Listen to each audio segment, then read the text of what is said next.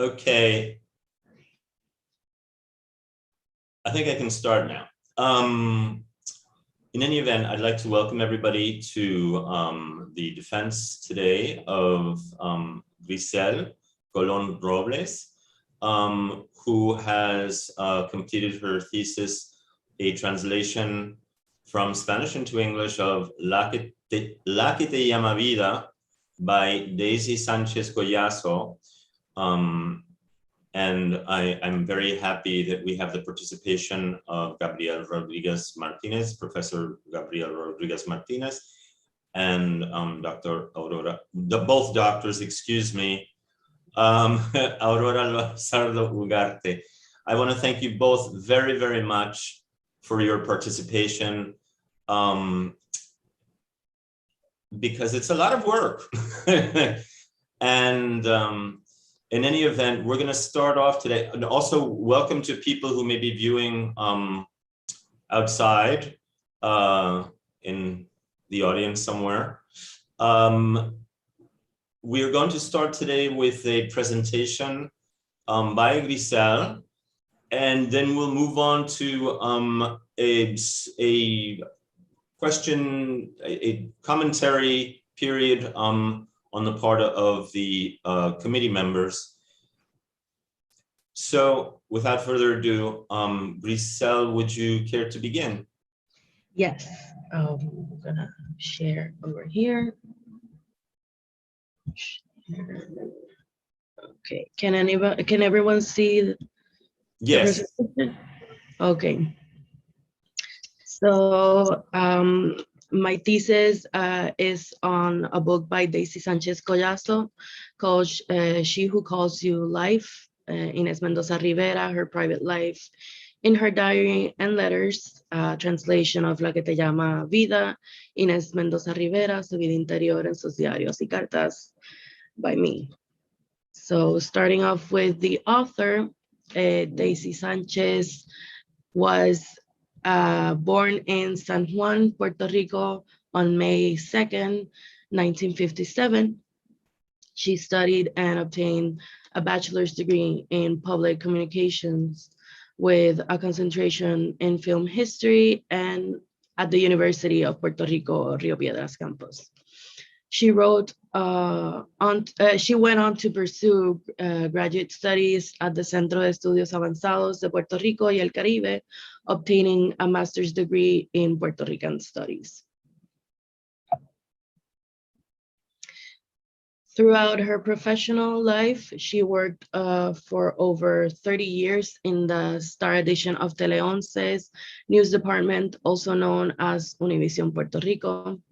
She is co-founder of the Colectivo de Periodistas en Nuevo Ángulo, a corporation that provides content to the media and to private enterprises.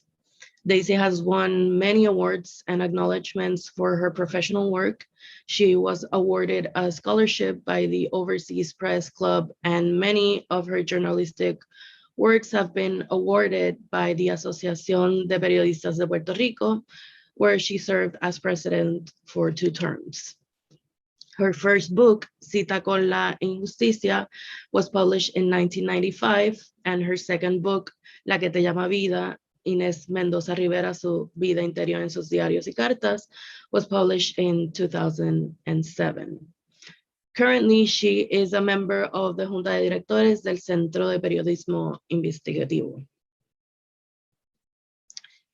So searching for my text for the text I would be translating for my thesis, first I thought of a text that had to do with the English in Cuba, but that didn't seem the right fit. And it wasn't up until my dad gave me the idea to translate part of the book by Daisy Sánchez, La que te llama vida. As I said, the book was published in 2007. The work includes entries from Inés Mendoza Rivera's personal diary and also letters she wrote to friends and family. The book is a biographical investigation of the First Lady of Puerto Rico, Inés Mendoza Rivera, yet the author states that her work is not intended to function as a biography. Her intention is to provide an approach to the life and work of a woman who made a significant mark in the history of Puerto Rico. So Inés María Mendoza was born on January 10, 1908 in Nahuatl, Puerto Rico. She was the second in a family of 5 children. In her town, Inés was known as the writer, and neighbors would come up to her house so she could read them their letters out loud. At that time in Puerto Rico, there were a lot of illiterate people in Puerto Rico, so they went up to her house for her to read them the letters. This was something her father was very proud of. But when she was 8 years old, her father died, and his death was a shock for her, and they lost everything they owned due to the actions of disposition of the sugar cane plantations. So like many other Puerto Ricans, they lost their land to the North American companies that control thousands of acres of land, even in violation of the Foraker Act that prohibited non-incorporated companies to own more than 500 acres of land. So during her first years as a university student, she became an active member of social movements that were starting to expand throughout the island, such as the socialist movement and the nationalist movement led by Pedro Albizu Campos. Also, the Puerto Rican women were fighting for the right to vote, which they got in 1929. But it wasn't up until 1936 that all women got to vote.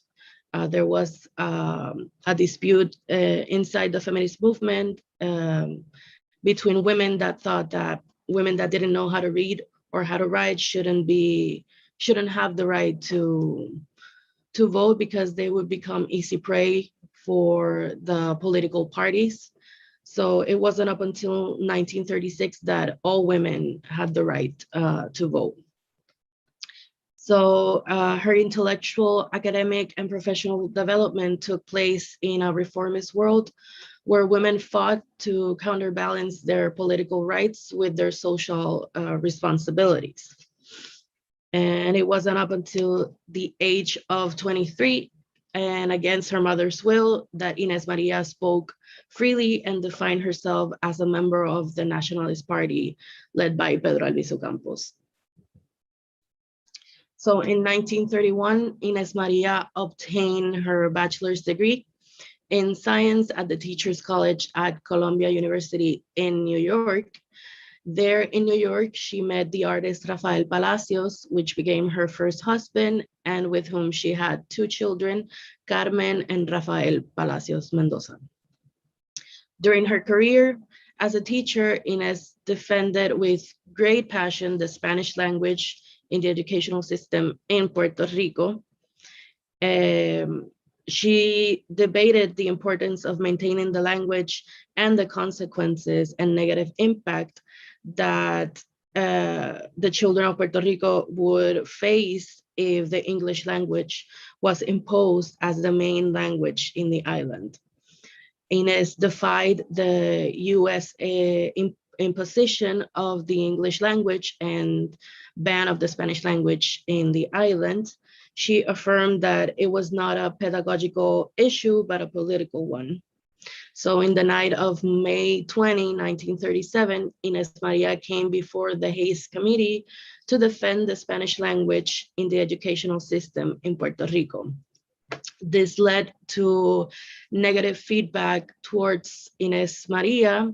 She, as I said, defied the imposition of English, and she would give her classes in Spanish, and this led for her to be fired for her job from her job as a teacher.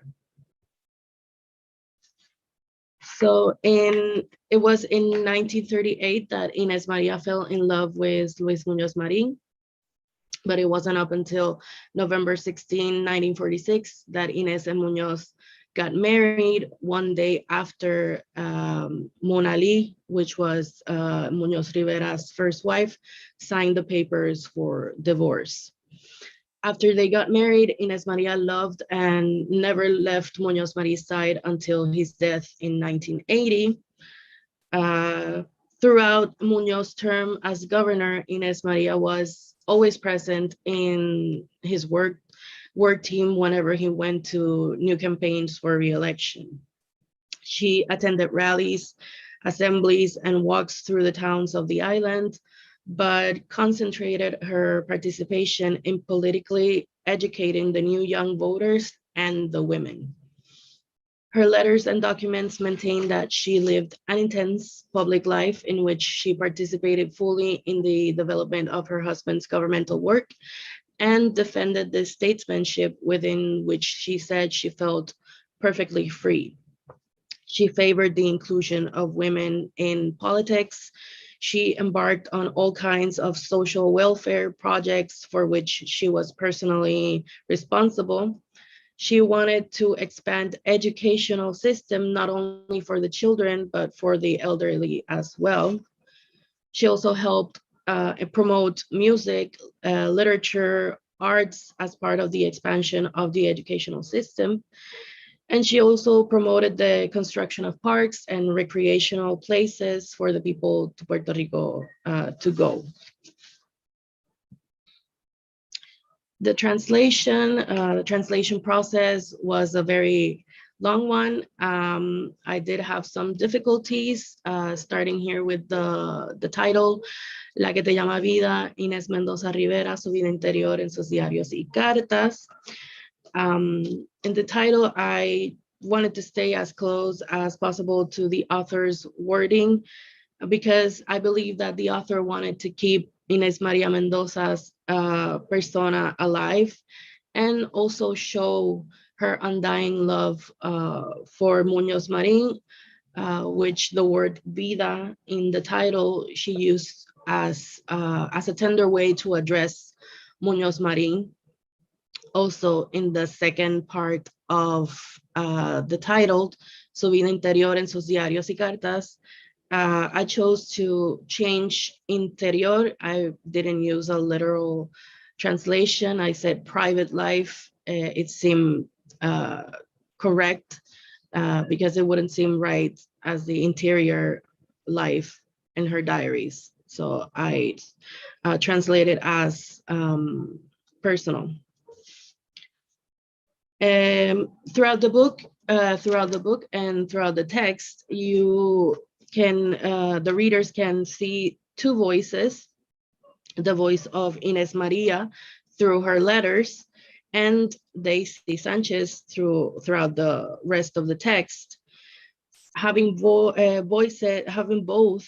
voices speak could be a little bit confusing at times, mainly because of the way the author chose to format her book. So the format of the book, for example, the footnotes was the most confusing part for me, at least. In other texts, you would find the footnotes at the bottom of the page, not as side notes. So the footnotes with the photos, she puts the footnotes and the photos. So by doing that, she interrupts the flow of the reading, and the reader gets confused and puts its attention to another information, making them lose the narrative thread. The register, for me, it was a bit easier following Daisy Sánchez register, not as much Inés. Inés was a very poetic one.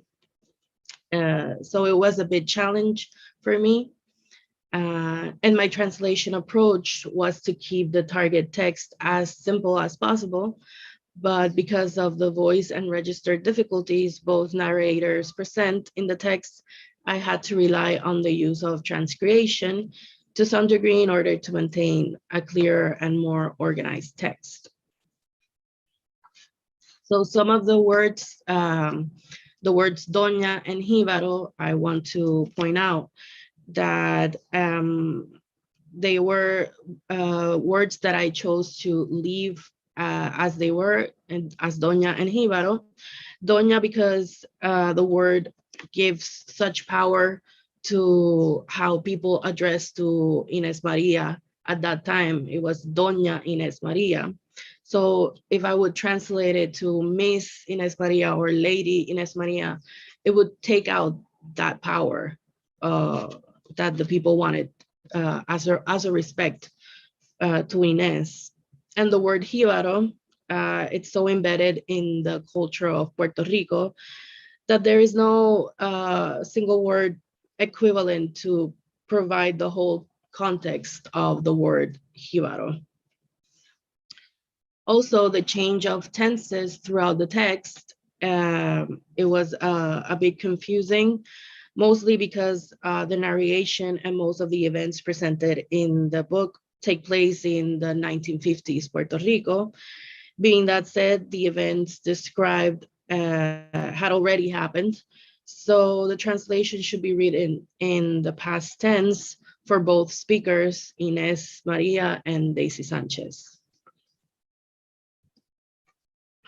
So here I present some of idioms or expressions throughout the text. There were many, but these four were the ones that gave me a little bit more trouble finding, trying to find an equivalent or trying to find the right translation. Mayordomo Pistola al Cinto was an art man. Initially, I thought of saying butler, but it was not a butler because the foreman was a person in charge or administering a sugar plantation. So I used foreman instead of butler. Cinco velos de alambre no pueden detener la verdad. 5 rows of barbed wire cannot stop the truth. This was difficult to try to find an equivalent, but this was used in the context that it was a phrase that Muñoz Marín used a lot during his speeches, mainly because at this time in Puerto Rico, many people that had lands would separate their lands with barbed wires. So whenever he was giving a speech, people would have to walk through other people's lands and they would have to cross over. So 5 rows of barbed wire cannot stop the truth. They cannot stop for people to come and listen to Muñoz Marín. So se les morían los hijos de empachos en racimo. Their children were dying of malnutrition by the cartloads. This is in the context of the country women that didn't have the means to send their kids to school, that have a complete meal for them. So they will die of malnutrition by the loads. Also, the other one, había que acabar con las hamacas ensangrentadas. We had to stop the hammocks bloodied by the dead. This one particularly was very difficult. I tried to find information about this, and it was by talking with my grandfather's brother that he kind of explained what this meant. It was at that time Puerto Rico, the countrymen were having some fights and battles, and whenever the injured people were injured, they would be brought to the countryside and they would be put in the hammocks. Some of them died, so they would have to carry the hammocks, the bodies to be buried in another part. And mainly this was inside the text. This was Inés addressing to the country people that they should go out and vote to end all of this, to end the misery, to end this life of misery that we're living, that the people of Puerto Rico were living in the countryside. Here I present a glossary with some of the words that maybe people that would read my work, they're not familiarized with the Puerto Rican jargon. They could understand a little bit. Words like agrego, desvalido, huerto, mayordomo, which I talked about in the expressions, meollo, that is used today in the Puerto Rican jargon, the core, the heart, sargazo, tranquilla, an obstacle, besánico, which was used by Inés María to address to Pedro Albizu Campos as the madman, and saguán, an entrance, a hallway, which was the event that Inés María described when 5 men came to attack La Fortaleza, and one of them was shot and went through the saguán, through the entrance, and fell down and died. So I want to finish my presentation with a quote by Inés. I don't want to speak for the ears or for the eyes, but for the heart and for the hands. She's saying that she doesn't want to captivate people through the ears or the eyes. She wants to captivate people through her writing. So yeah, that's my presentation.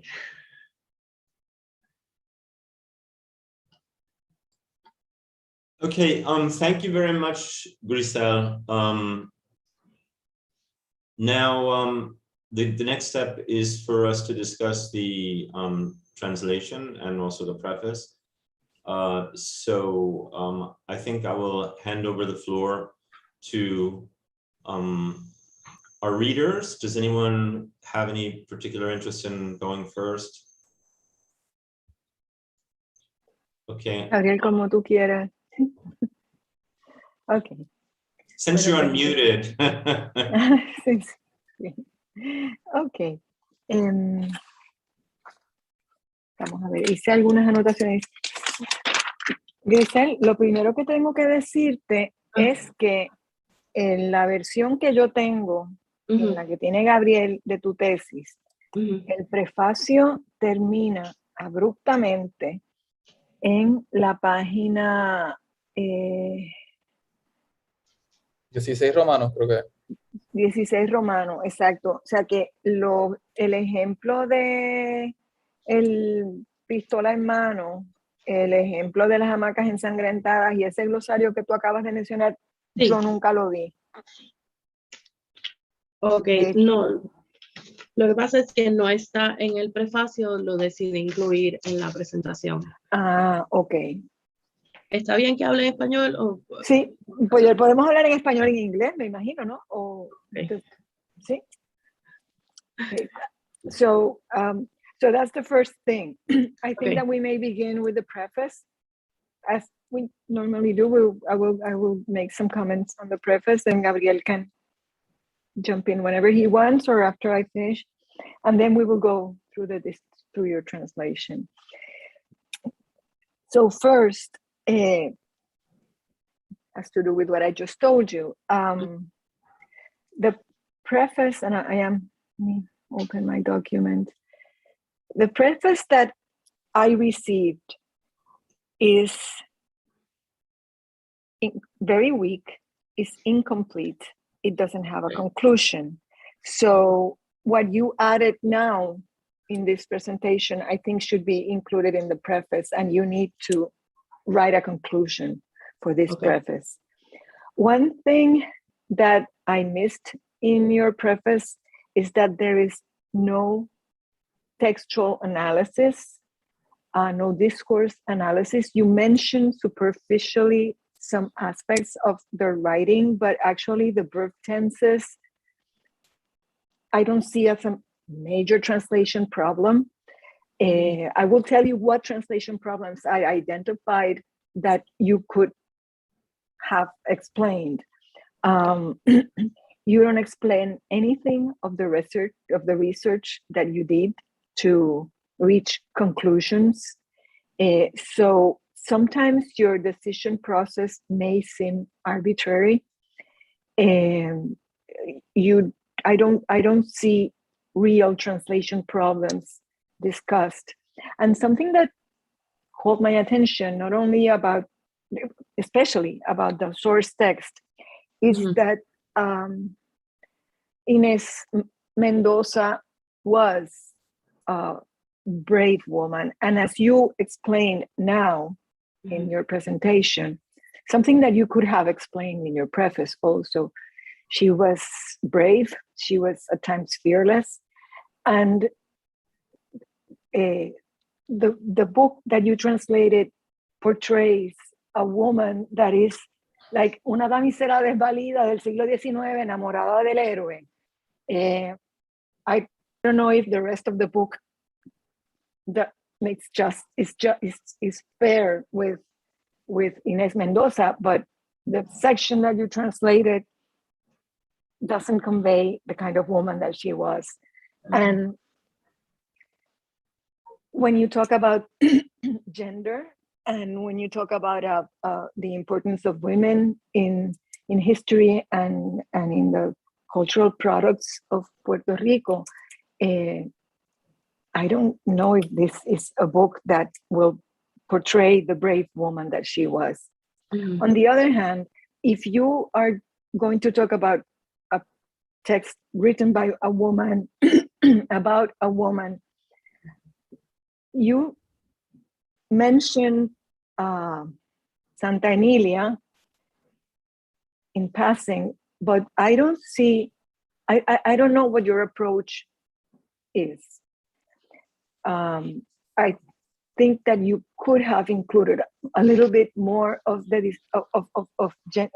discussion from a gender studies perspective, or from gender and translation perspective, because you mention it, but you just mentioned it. There's not a substantial explanation of that possible approach.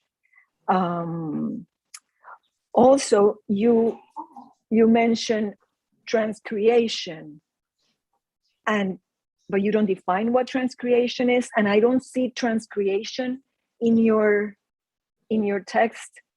The fact, and you're right about this, the fact that she has placed the footnotes on top of the text. I mean, it's a very unusual structure. I think that's an editorial choice. I have no idea why she did it like that. But I don't think that putting the footnotes at the end of the text constitutes transcreation.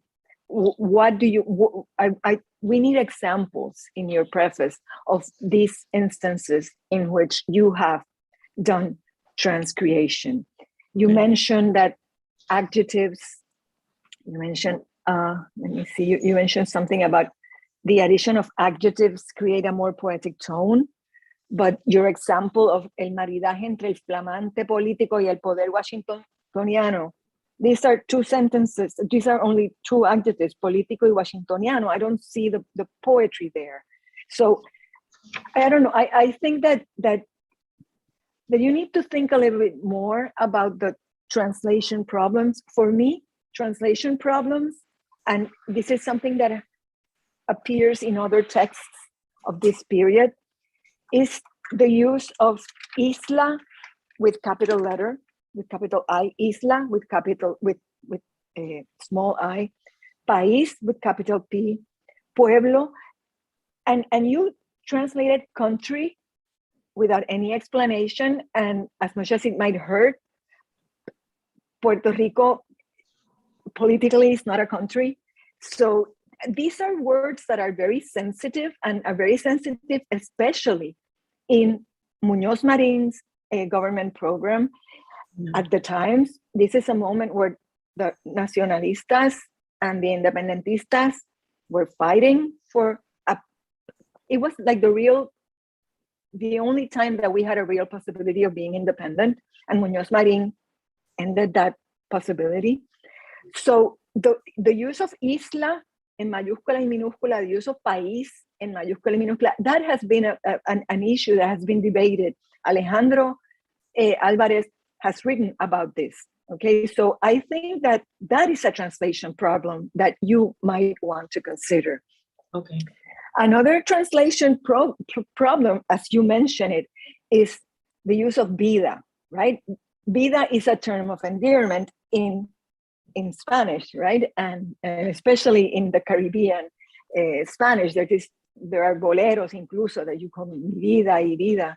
So vida is a term that is worth analyzing here. And it surprised me that when I read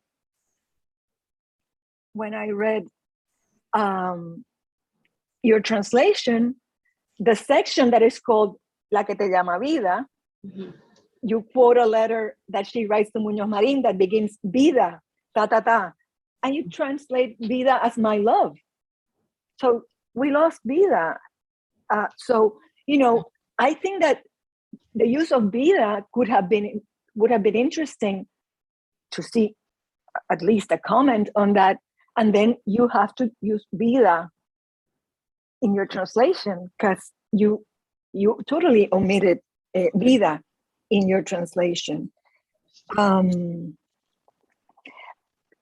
colchoneta, o sea, there are several references to very, very, very important things that were happening in Puerto Rico at the time that when you translated coalición, you omitted colchoneta, and I can understand why you did it, but colchoneta is important because of the flag. So I think that there are other translation problems that you could have addressed in your preface. For instance, and then I will talk about Inés Mendoza's style when we talk about the translation. Okay. I don't know what you did when you translated the quotes. There are quotes from El Periódico El Mundo, from that clearly are the source text is in Spanish. You only say in the preface once, you only mention once my translation. So you need to put that across the text, okay? Okay. And I would like to see in your preface a little bit more of your research pertaining to the names of the parties, the groups. I mean, there are several things that you must have researched and that you have to explain in the preface. So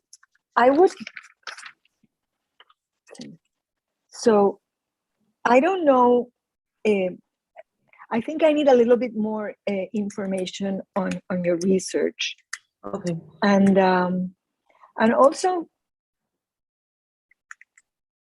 if this is not a feminist or a gender translation, well, then it is not, but I would not start developing that idea and then not explain it, right? I always find very curious that feminists, some feminist writers and a lot of men and a lot of women refer to their feminine subjects like by their first name. Muñoz Marín es Luis Muñoz Marín, but she's Inés María. No, ella es Inés Mendoza. And I would suggest that you don't do that in your preface. Es Inés Mendoza. Why do we have to talk about women by their first name, but men have their two last names? I mean, los hombres tienen el nombre completo, pero las mujeres.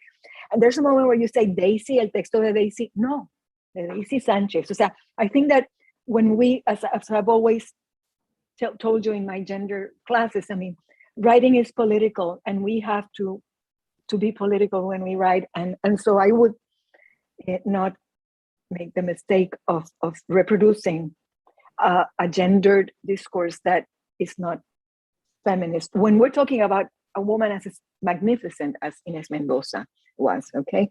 So those would be my suggestions for the preface, okay? Okay. Gabriel. Thank you, Aurora. Thank you for Griselle, first of all. Thank you for choosing me and thinking about me to read this text. This is, I think, the text by Daisy and Daisy Sánchez and Inés Mendoza brings to light who these people were, who are often forgotten in through history and through work, because let's say the woman is invisible to the eyes of history, to the eyes of the predominant history, and this does a good job of letting us know the processes, what they went through, and so on.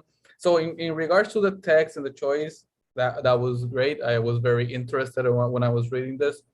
But like Aurora, I found certain things that were not, that required some, I would say, polish or some second through development. Aurora has mentioned some already. I'm going to stick to the textual because I think she mentioned a lot of the ideology behind the narrative and so on. I would also say that if you were seeking for a narrative for this in terms of ideology, talk about the woman, how often she's been forgotten and how often she's been represented or misrepresented throughout history. So we can see that through these pages. That's a way that if you decide to stick with the whole feminism and visibility idea, you can tackle it through that, okay? But that's just one idea. In regards to the text itself, we're gonna start. We're in the preface. These are your words. This is your voice, the introduction, and there are certain things that I did find call out to me in terms of your use of sequencing sentences. Sometimes you end certain sentences abruptly. There's even a sentence which is more of a fragment. And sometimes you have sentences without verbs connecting other ideas that you could just add a conjunction and then continue your way on, or add a comma and a conjunction and so on. I mentioned some of those in my comments. Another is, and David and Aurora can confirm this, if you are translating something in English for an English-speaking audience, if you are going to relate to the original or the source text, when you mention the titles in Spanish, shouldn't you offer at least your own translation of what they mean, at least so they at the beginning, so they understand, whoever is reading this can understand what it means in their language? Yeah, I don't know what specifically you're speaking about. For example, yeah, in page X, the book by Daisy Sánchez Collazo, La que te llama vida, or whenever in the other subsequent pages where, let me see, this is X1112, Roman 12. In her first book, Cita con la injusticia, La que te llama vida, Inés Mendoza, Su vida interior, los diarios y las cartas. There's no English translation, at least own translations, because we don't know. I don't know if there are official translations for this, but you can offer your own translations and put it into brackets. Include it in, okay. So whomever the English-speaking audience knows what you're talking about, doesn't just see that as a bunch of words and just missed. You have some muletillas about you like writing just after your conjunction and just this and only this. Sometimes whenever you only are measuring two things, for example, page 12, the same. The work includes entries from Inés Mendoza Rivera's personal diary and also letters she wrote to friends and family. And letters she wrote to friends and family. You could just cut the middle. Sorry? Or as well as. As well as, yeah, you could just cut out the middleman and just cut using that muletilla, because it gets very repetitive. And even furthermore in the text, there's an instance where you have in less than 2 sentences about 3 of them, and you gotta be careful with that, because you are and also, and it does sound a bit it is redundant. It does sound now redundant. is a question, you know, we're going to get to the translation itself, but does that occur in the author's style in Spanish? I mean, does she do things y también? I can only remember one example that that happens in the text per se, and the way Griselle went about it, I also have some comments about it because she tried to fix it and make it grammatically correct. But if in the source text it is not, I would have left it in that way just because of it is in the narrative that the source text was. But that's when we get there. But basically, my observations about your preface or note has to do more with syntax, certain grammar and decisions that you made that you kind of complicated. You also use a lot of auxiliary verbs that are not really necessary. You can just use the verb. Let me find an example of this. Can't find it right now, but okay, so this is page X. Whenever I was talking about the topic, whenever I spoke about the topic, again, and again, that does appear in the main text afterwards, that auxiliary was or to be, and then verb ing. You kind of rely a lot on that structure, and Okay. you don't need it. You can just go with the conjugated verb and that's it. So Okay. those are just my observations for this preface letter. So onto the text outline. Okay. I guess we'll move on to the text now. Yeah, we can move on to the text now. And Griselle, I have some suggestions of grammar and orthography and use of capital letters that I'm not going to go through them here. I have made my annotations in commentaries, and I'm going to send you my as I always do, I send you the document crucificado con todos los comments. Yes. I just have a quick question because we passed over this, and I don't want it to go away without a small discussion. But this whole idea of capitalizing isla and capitalizing país and pueblo and things like that. Now, Aurora, you said that this was something in the past. No. Oh, no, not something in the past. Es que es algo que es muy característico de la forma en que los puertorriqueños hablamos de Puerto Rico, porque como políticamente nosotros no somos un país en propiedad, nosotros somos un territorio de Estados Unidos. Sí, pero... pero o sea, correctamente, y esto yo me he enfrentado a esto en el extranjero, o sea, yo voy a un sitio y me dicen, ustedes no son un país, y yo le tengo que explicar, ¿verdad? Y tienen razón en el sentido de que sí, políticamente no lo somos. Y por eso mismo es tan sensitivo el que nosotros usemos la palabra país y país con mayúscula, isla e isla con mayúscula, porque es una forma de autoafirmación, es una forma de decir, tú no lo reconocerás, pero yo soy un país, nosotros somos un país con nuestra cultura. Entonces, a eso me refiero, que decidir arbitrariamente traducirlo como country, sin ni siquiera problematizarlo en el prefacio, que es lo que yo propongo. O sea, digo, tú lo puedes traducir como tú quieras, pero tienes que problematizarlo, porque en el texto original aparece la palabra pueblo con mayúscula, pueblo con minúscula, isla con mayúscula, isla con minúscula, país con mayúscula y país con minúscula. O sea que hay una falta de uniformidad en el texto que yo no sé si es un problema editorial de Daisy Sánchez o si es a propósito, ¿verdad? Pero es un tema bien sensible y es un tema bien delicado cuando los puertorriqueños hablamos de nuestro país, y yo digo mi país. Claro. Pero en inglés no siempre se traduce bien, no siempre se traduce como country. I don't think that there's any problem with referring to Puerto Rico as a country. I'm not saying that it's a problem. I'm saying that it is a sensitive matter that has to be discussed. Yeah. I'm not questioning her use of it, because I do feel that I live in a country. Yeah, but it's a problem, and it was a problem particularly in the time of Luis Muñoz Marín. And that's why Inés Mendoza writes the way that she writes, because in other countries they don't use país con mayúscula. España no, it's not used anywhere. Right. So it's something well, very Puerto Rican, because I think what Aurora's trying to say is when something is politically charged, especially for the context of this era in the 1930s of what happened.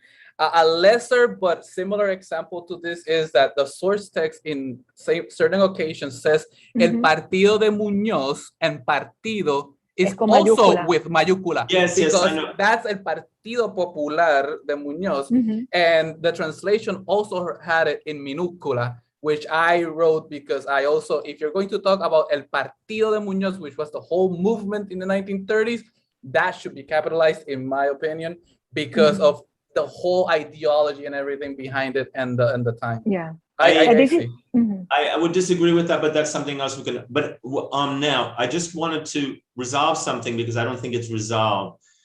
When I'm translating, for example, something that uses país capitalized or isla capitalized, I tend to put it in lowercase. Are you saying, I think that this can be discussed, and the reason being that, and I have no problem. I think that Puerto Rico should be referred to as a country, but and maybe there should be some discussion about that in the preface, but not country with a capital C. That never occurs, except for Basque Country, which is part of an actual title. Are you saying that it should be capitalized in the translation? If you're translating, let's say, an essay from Pedro Albizu's Campos in which he's saying La Isla with capital letter, I think that due to the context, you do have to. Yeah, it depends on the context. I agree with Gabriel. Es que these are right. so politically charged that it's something different. Because lo que te digo, o sea, en los other countries don't refer to themselves as country with capital C. No. Not even in Spanish. Nadie usa México es un país, México mi país. No. Other things occur like that though. And sometimes, for example, el gobierno gets capitalized, especially in bad writing, and in journalism. And sometimes partido, I've seen partido can be capitalized. And these things, the Republican Party, if you're just referring it, for example, to the Republican Party, the Democratic Party, the party part would be lowercase as far as the Democratic, and Republican is uppercase. But, and also I would have to see translations of Albizu Campos into English in order to see whether that is reproduced. That's something that I would need to see. But I think that regardless, it merits discussion in the preface. Yeah, and that's my position. If you choose to translate as you deem logical and reasonable and correct, but in such a politically charged period, and speaking of such a politically charged subject, it needs to be commented. That's all. Yeah. That whatever you choose, Griselle, is fine, but it's responsible to. Yes, I understand, and I will try to include it in class. And look for Alejandro Alvarez. His thesis was on precisely on the translation of all these concepts that have to do with the Commonwealth, con el Estado Libre Asociado, which again, and it's very interesting because translation at that time also created a mind frame.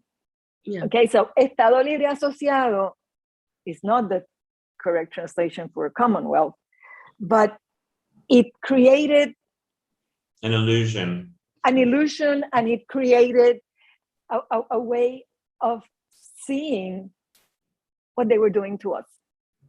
Yeah. And what Muñoz Marín was doing to us. Okay. Yeah. So it, and I find it fascinating. So I would like you to you know, to enjoy the fascinante que es esto, ¿verdad? And mention it, just mention it, and because that denotes at least una conciencia política que hay que tener cuando traducimos estos textos, ¿verdad? Yeah. Incluso para salvaguardar tu postura, ¿verdad? Me parece. Ok. Así que bueno, con eso, si te parece, vamos. Te digo, yo te hice, I made several comments in your thesis, and I'm not going to go page by page. Okay. But I do want to mention a couple of things that I would like you to reconsider. One is, of course, the titles. I'm going to go back to what Gabriel said. The titles of the texts. Of the chapters? No, of the text that you quote. Like whenever you mention a book or mention an article, especially in the footnotes, sometimes you translate it, you offer the translation in parentheses, and sometimes you don't. And I think that you should do it uniformly throughout the text, okay? And I think that you should state when this is your translation, because I didn't always know if this if it was mine or if it yes. And because and you know when it hit me when you in the section of Mona Lee's writing, in the footnote in that part, let me look for it. Give me a moment. Okay.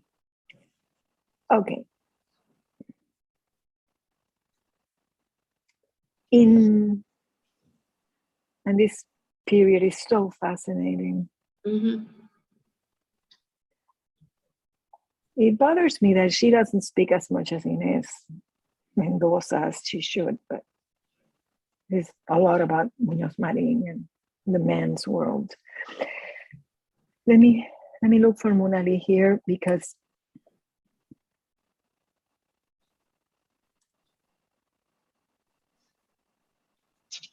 okay, go to page 47. It's footnote 206. Uh-huh. There you provide a link to a web. Yes. And one of the quotes, one of the editorial, okay, I'm looking for it here. Okay. If you go to the website, it says, yo no pertenezco, como indica el editorial, al grupo de personas. And then there's an English translation. I don't belong, as the editorial states. Why didn't you use that translation? Why did you translate that? Is it because she wrote that in Spanish originally? And you didn't, because you provide the website, but then you don't use the translation of that paragraph. Let me look for the link.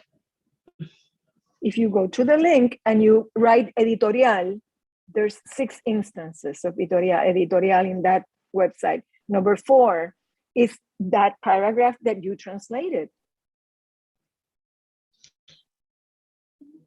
Wait. Okay.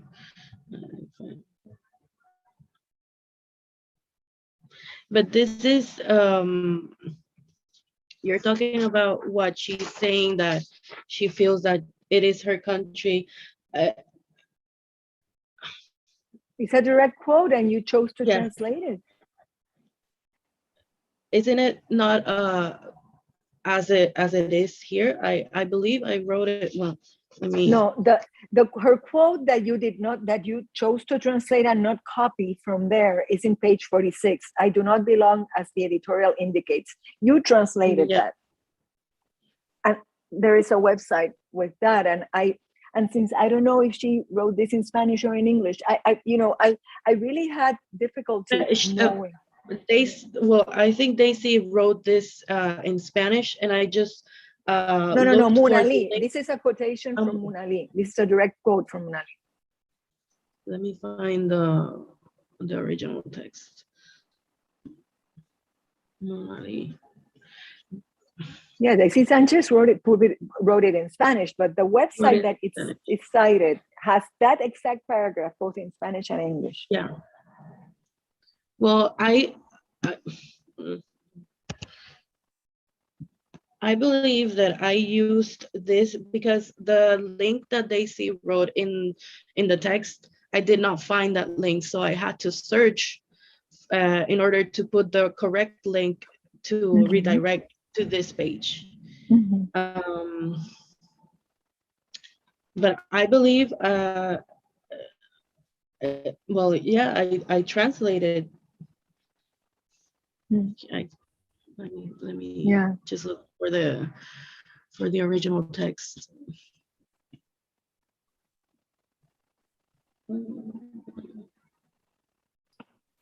Griselle, that's something that should never occur. That's something that should never occur. And, you know, I'm sorry if this passed me by, but if a quote exists in English, you should not retranslate. That is exactly my point. That is exactly my point. That should never happen, never. Yeah. And there are instances where I don't know if you retranslated something. It's not always clear, and that's why I insist. In the original text, where is look for note 206, and let me tell you, it's 206. It's the, if you look for 206 in your translation. It's on page 47. It's the first footnote there. And the paragraph begins in 46. And in the original... I'm trying to find the original in the original text. I'll tell you where it is. Hold on. It's on page 47, but it's quote, it's footnote 206, correct? Sí. Yes. No, pero mira, en el original está en la página 111, Griselle. 111, okay. Yes. Yes, I did okay, yeah, no, I remember now. I did translate this, but I used the link to I translated it and then used the link to see the similarities between that translation and the translation. That should never be done. That should never be done. If something exists in English and it's quoted, it's a direct quote, you go and get the original English and you put it in there. Yeah. Okay. I believe I did this the translation as it is in the text in the link, or did I change? No, I changed the my uncles and aunts. So you changed. That's why because I double checked it, and yes.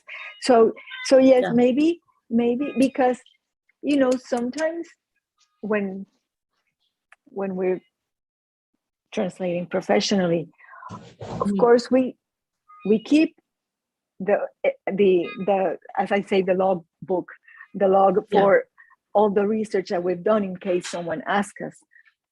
But we don't have to show it. But in your thesis, you have to show it. That's part of the exercise, and I think that that you should tell us where you found things, how you found them, and you know, and stick a little bit more to the rules. Okay, you only retranslate something if the translation is so bad, outrageous that it's not worth keeping, you know. But and then you explain it. You say, but then you also have to say translation my own. Exactly, and that is something that I missed. Okay, now and I would like to go back to Inés Mendoza's style, because as I told you, I'm not going to go in these errors. I did find a couple of errors I want to discuss, because I think that they could have been solved.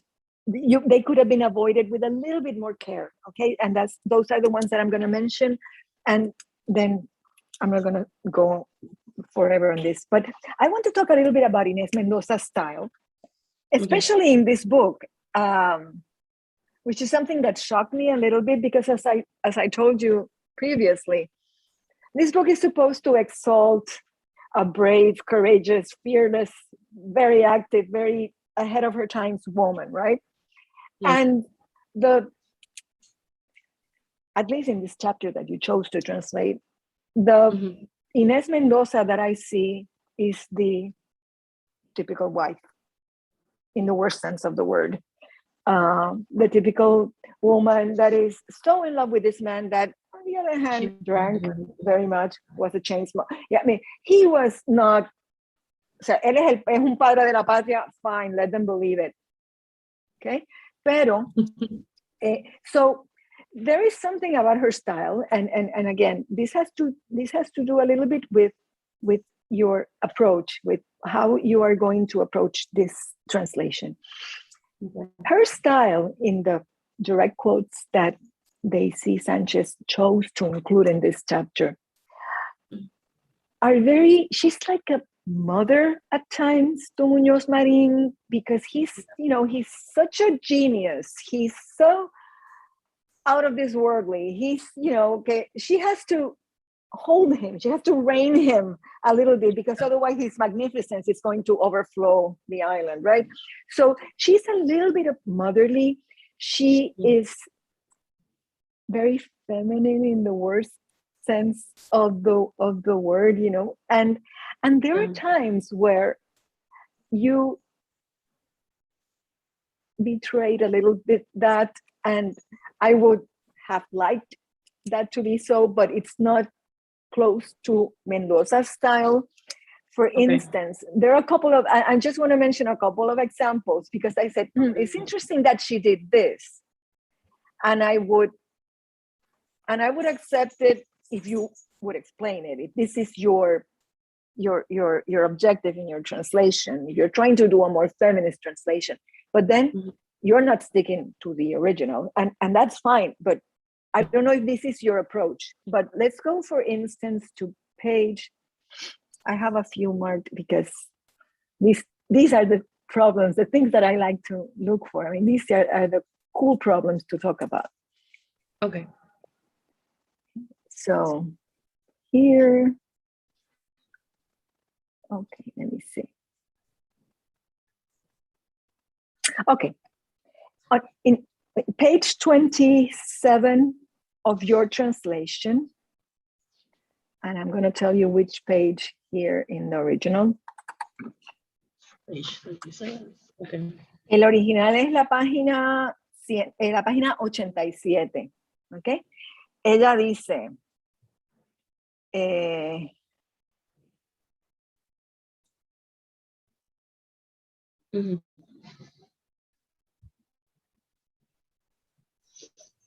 espérate.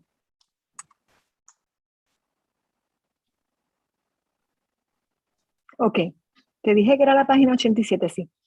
Antes de donde empieza en la sección tiempos difíciles, mujeres de vientres que solo daban peones, ¿verdad? My goodness. And then you translate women who gave birth to farm workers. So in a style, which is part of the style of the epoch, I mean, this is casi, o sea, aquí todavía hay vestigios del romanticismo, ¿verdad? Su estilo es mucho más grandilocuente a veces y se pierde un poco, ¿verdad? En la página 33, te voy a decir estos ejemplos específicos porque creo que los deberías considerar. ¿Ok?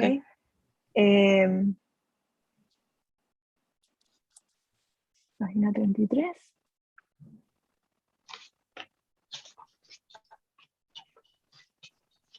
Okay, this one is important because this is very charged. La nota es la cita que precede a la nota 168 y te voy a decir en el texto original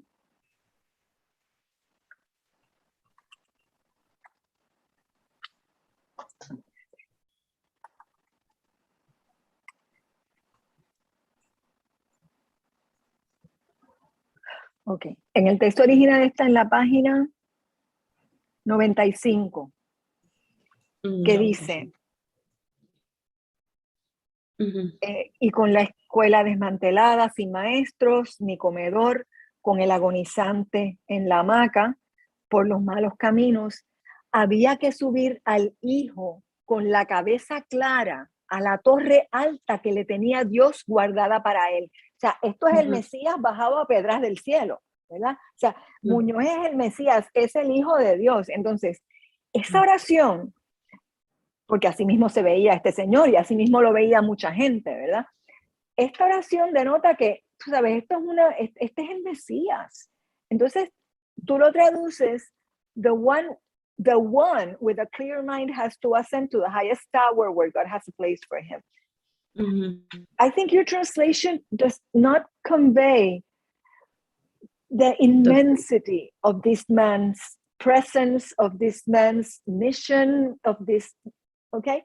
So if you omit the whole thing about the Son and the Son of God, you are missing the messianic tone that she wants to give to her husband, okay? Okay.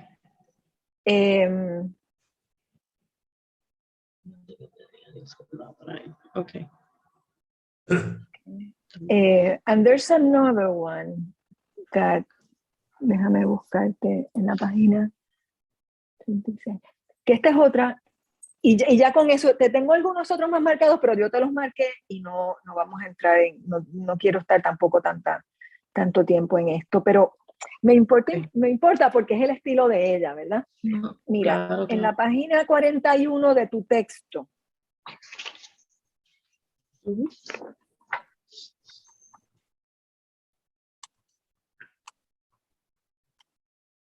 okay.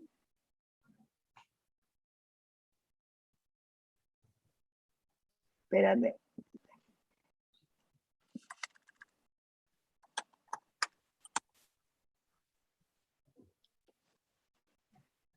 La 105 del original. Estoy en la página, sí, donde dice tu dieta frugal. Sí. Ok. Esto es una bobería, pero esto denota ese estilo, this maternal tone that she uses with him, especially when the Messiah is misbehaving and drinking too much. There is like a, como la Virgen María tratando de ayudar al muchacho. So here we have. ¿En qué página está en el original? En la 105. Voy. Cuida de tus dietas frugales y balanceadas. Ok, espérate un momentito. Ok. Cuida de tus dietas frugales y balancealas con mucha proteína. O sea, esto es mami, hablando con el nene en college, ¿verdad? Y debes dormir bastante. Si fuera posible, no bebas o bebe muy, muy, muy poco. Aquí le ponen un sick que presumo que se lo habrá puesto Daisy Sánchez. Eso no es un sick. Eso es bien poquitito, ¿sabes, nene? No bebas mucho para que no te digan borracho. O sea, and that is part of her relationship with him. She had to rein him. She had to make sure that he fulfilled the mission that he was sent by God to earth to fulfill, So there are a couple more of those that I think that try to stick to her style because I think it's important. Okay. And there's only one. That sick should never have been put in there. No, because that's her style. That's who she is. And especially once you become familiarized with Inés Mendoza's style, you see that that's how she writes. That is her. So unless you have the purpose to portray another Inés Mendoza, which could be achieved by what you did in your presentation. Tell me all those things that she did, how she fought with it, how she confronted her parents, how she worked for the educación. Tell me that, because esa es la mujer de sus obras. Here, in her, and I think it would be super interesting just to consider Inés Mendoza, because you mentioned her persona. There's two personas here. There's the persona, the agent, the one that, and then there's the public, the wife, and who is in the letters. It's different. It is too different, and I find that fascinating. That for me would be like another thesis. Entonces, hay algunos errores, mi querida Griselle, de un poquito de descuido, ¿ok?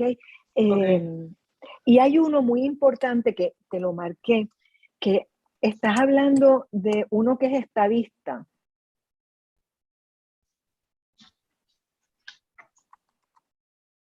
Ok. Cuando en la nota 242 en ambas, ¿verdad? En la nota 242, cuando habla de Leopoldo Figueroa. 242, ok. Cuando habla de Leopoldo Figueroa, el senador de oposición estadista, Leopoldo Figueroa, tú tradujiste estadista como statesman. No, estadista es pro statehood. Wow. Okay? Yeah. So again, you have to, this is very politically charged, very, very politically charged. So you have to be very careful with those little words, those little things, okay? Because this is like one of those dark passages of Muñoz Marin's history, the gag, you know, the killing of nacionalistas. I mean, when they portray him as the Messias, how do you justify discursively the atrocities that he made, you know? So there are a few that I marked in your list. But overall, I mean, I have been very critical because, you know, I am, and I do it with all love and with all my respect for your dedicated work, and I know that you're a very dedicated student. And overall, the translation reads very well. I did not stumble. I think that you were able to translate for the same or a very similar audience that the source text was intended. Yes. So I think that overall, your translation reads well. There are a few careless mistakes that will need to be, but I have marked them. There are a few format issues in style with the notes. Check those. I marked them, but I think that you did a good job, like you've always done. You are you've always been a very good student, and I am very proud that you came to this point, and I am very grateful that you allowed me to give the last critical reading to your work. So thank you. Thank you. Gabriel. Thank you. Yeah, Gabriel. Okay, so I'm not gonna prolong this too much longer, but I'll add to what Aurora said. I have some mentions and comments, things regarding grammar and so on, but there are certain things that I do want to mention. Let's go to page 22 of your translated text. In the last line, you say something, there's a quote from Doña Inés. It says, "I know that he has given so much to our people. He carries a weight from which I so want to free him, politics." In the source quote, it says, "Carga con un peso del cual lo quiero liberar, la política." That "so" there is an emphatic that sort of adds a certain emotion to omission that is not in the source text. You got to be careful with adding certain meanings that is not there, because you don't want to speak for other people, especially we're only translators. We're not speaking for them. On page 23, after the quote, "She will accompany Muñoz on his trips to the countryside and all the small towns in this old blue Ford, looking for followers to his cause among the destitute." The PDP, what is the PDP? The Popular Democratic Party. Where do you explain that prior to this moment? It's not explained. It's not there. So you might want to, the first time on the first paragraph that you Yes. had write PDP for the in English, and then you can use PDP afterwards. But Afterwards, if if it's you just used, give that okay. to someone, they're not going to understand Yeah, what yeah, that is right off the Okay. bat. There's one that I really want to tackle on page 25, and I'll end it with this one. The last paragraph after the quote, Muñoz asked the Jíbaros to lend him their vote to implement social reforms that were promoted by his new party and his fight to eradicate the custom of buying votes. In the source text, it says, fought que peleaban con su tradición de vender los votos. Who was selling the votes? The politicians buying votes, or were the Jíbaros actually selling willingly because they just wanted anyone to buy it because they would get a profit of it? They didn't see any change. Who was the one up for the initiative of selling the vote? Was it the politicians or the Jíbaros? And the text is clear, the source text is clear, it's the Jíbaros, but in that translation, it kind of seems that the politicians are the ones who want to buy their votes. And you have to also be careful with that meaning. Okay. So yeah. I have other mentions and other vocabulary and choices of words that they kind of either throw the sentence or the statement into ambiguity. Okay. On page 31, the source text begins with Dr. Pedro Albizu Campos, and you only have Pedro Albizu Campos. That is there for a reason, because we want to tout that he was a doctor because he was a very learned person. He was a very fluid person. So there are things like that. I have added them. I have commented on them. I'll be sending all of that to you. But okay. Like Aurora said, the totality of it, it's even, I found it even more readable than the source text, because I would start reading and then you see the images and the footnotes dividing one page from the other. I don't know who greenlit that. That's a bad decision in terms of publishing, but that's there. I think your translation reads a lot better because everything is after the other. So congratulations. But yeah, there are certain things that we will be getting to you about. What you can polish this here and there. Okay. Okay. Okay, I think you will find our comments in the when we send it to you. I think we need to get Luis here now. Estás ahí? Okay, so we're going to now discuss this by ourselves, and Griselle will be escorted out of the room. Inés Mendoza